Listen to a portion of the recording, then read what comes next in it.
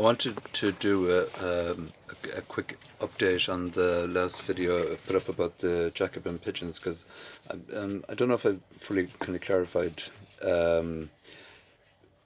just maybe some of the transitions that I use when I am hand wiring pigeons like this, because it is quite a delicate process, and I think the video I showed may have made it look very straightforward and very easy, and I don't want people to be misguided into thinking that it's something that anybody can do, but I don't want people to not realize that it is very doable, if you understand what I mean.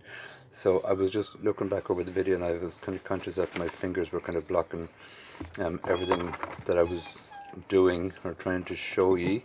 So I'm going to do it again this morning. It's early morning here, and they're ready for food. And it is the same process. So this guy is really ready for it. So if you can follow the camera, you'll see this fella gulping away as I'm inserting the food here. Now he's really hungry. Mind you, I did get up during the night and feed them. The things I do feed little guys, but in their defense, they're very vulnerable at the moment. It's not their fault that their parents don't have really good acute skills, and it is nice to be able to save them. So again, what I do is when I'm feeding them, I very, very gently keep a kind of an angle on the neckline so that they're able to swallow naturally. So it's not force feeding. I really wanted to kind of specify that.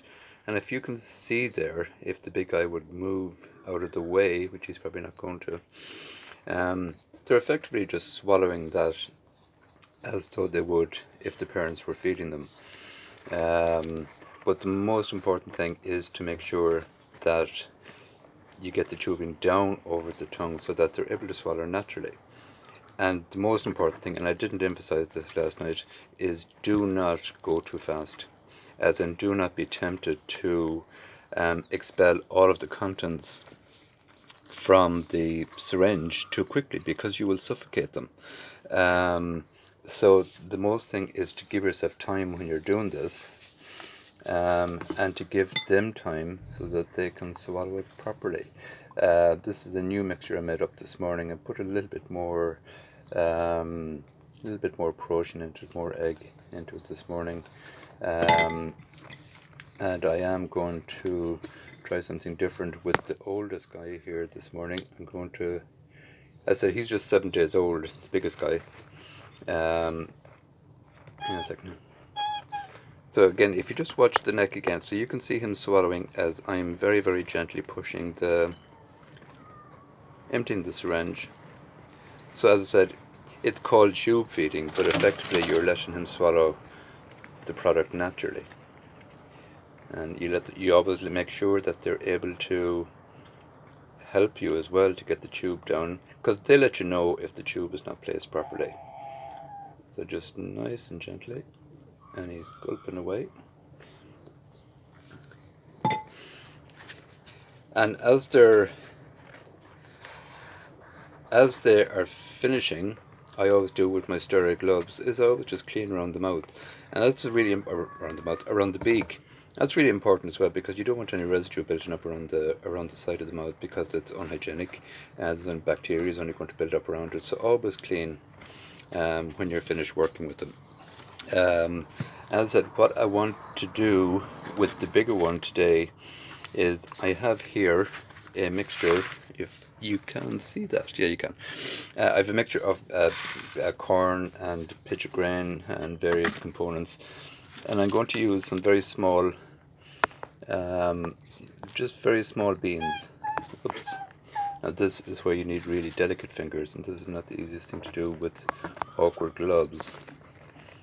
Yeah, you see he's able to take very small pellets at this stage, but I would only ever use the round pellets that he's able to swallow easily, because some of these corn grains, like that corn, that's a jagged edge, and I don't want it to hurt his throat. So I would use small kind of green beans.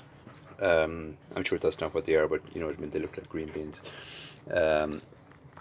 and just very, very gently open his beak and pop it in and just let him. So all I wanted to do today is just for him to get the taste of different supplements, different diets, because he is getting hardy.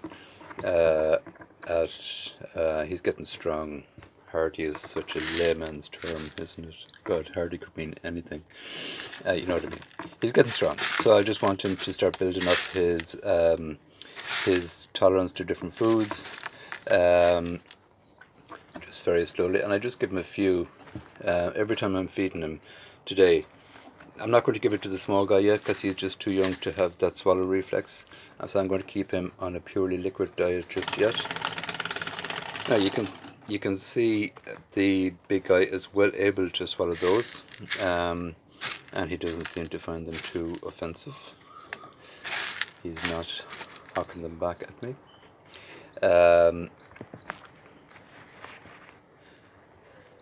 The most important thing with this is not to force the beak as well, so just very gently separating the beak enough for you to be able to deposit the bean inside his mouth, and you let him do the swallowing, so you're not forcing it down his throat or anything like that. That would be dangerous and reckless. So now that I know that his swallow reflex is so well established, he is able to manage this. Oh yeah, he's doing very good at that actually. Maybe just one more. So I'm just giving him a few bits every time I'm feeding him. And one thing I didn't specify as well, either when we were talking last night or the last video, I would feed them every couple of hours, so every 2 or 3 hours when I'm at home. But they will let you know when they are hungry. And they're typical babies, they eat and they sleep. But when they're hungry, they're literally jumping up in the cage, waiting for me. The one thing about these pigeons, they do become familiar with your voice as well, so they begin to respond. It is one of the really unfortunate things about Jacobins, because I don't particularly, I'm not a big fan of artificial rearing. It kind of goes against the laws of nature, but the law of nature in Jacobins is that they just do not have the skills, and there is nothing worse than to see a baby pigeon die unnecessarily. Just because the parents don't have the skills to feed them, that would be a big mistake. So this is where human intervention can be very useful, and we're not being intrusive, I don't think, in this respect. Another thing I wanted to clarify as well, following on from the last video, is that they do need to drink as well. Now, you can imagine that there is enough fluid in the solution that I have made up for them, but that is not always the case. So what I want to do is just show you how to. Now the little guy is not strong. He's only 2 or 3 days old, 2 days old. This guy is and should be able to drink. So I have some fresh water here. And the thing about when the pigeon is drinking, they drink in big gulps. So let's have a look and see, is he ready to have some?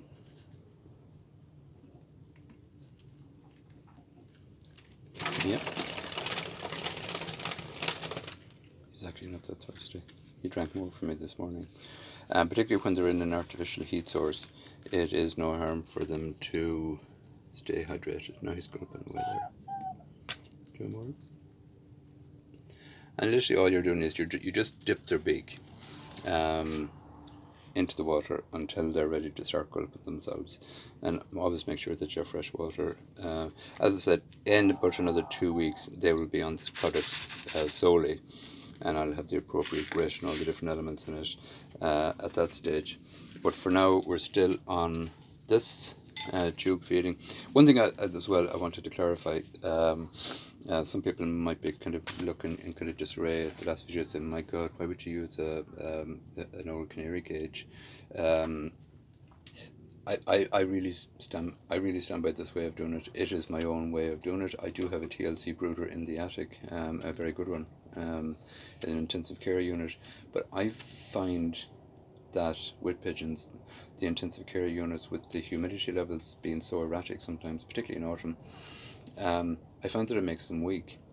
That's no disrespect to the manufacturers of TLC, it's just my experience of it. Maybe my brooder needs repair. So I use that under this heat source until such time as I move them into this, which will be next week, and that is where I'm going to finish them off. Okay, that's it for now.